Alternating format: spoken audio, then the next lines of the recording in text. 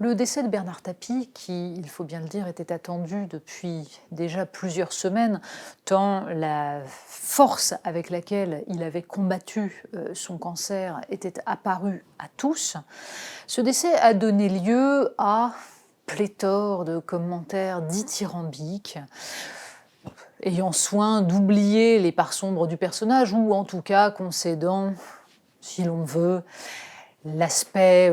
plus négatif, notamment cet arbitrage et ces 400 millions d'euros flottants dont peut-être le contribuable français ne verra jamais la couleur. Mais on a pour autant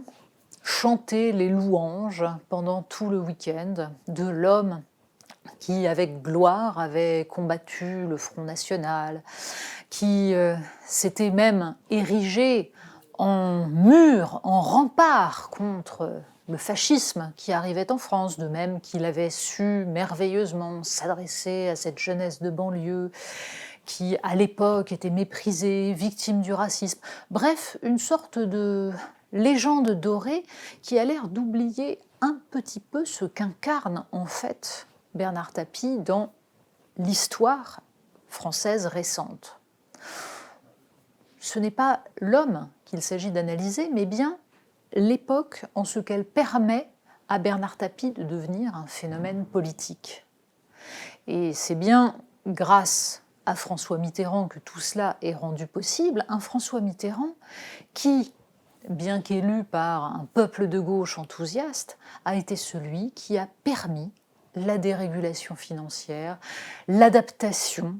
de la France à la mondialisation thatchérienne, réganienne qui avait lieu partout et que peut-être François Mitterrand, pendant quelques semaines, avait prétendu prendre à rebours.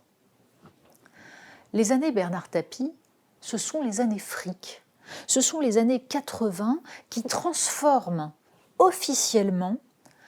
les restes de mai 68 en une espèce de débauche individualiste et consumériste. Les années Bernard Tapie, c'est la jonction entre la gauche fric de Canal+ et la droite fric de TF1. Et Bernard Tapie, c'est celui qui incarne cela, c'est le visage de cet argent décomplexé, de ce culte de la réussite à tout prix. Bref, c'est la destruction d'à peu près tous les fondements qui permettaient à la France de résister, de fournir des anticorps au capitalisme financiarisé.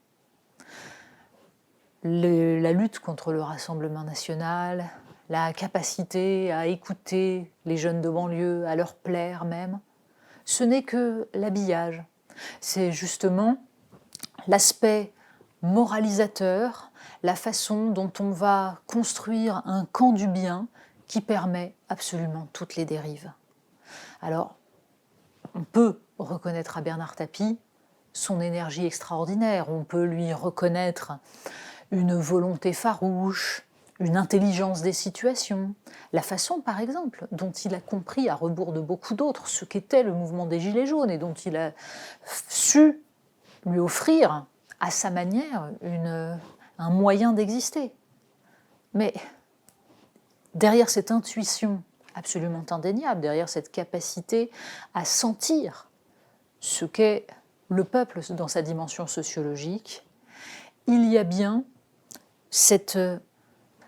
fracture dans l'histoire de France qui est ce moment où tous les fondamentaux sont petit à petit abandonnés pour permettre ce qui aujourd'hui est appelé très gentiment Nouveau Monde, mais qui n'est que la déferlante, en fait, du néolibéralisme.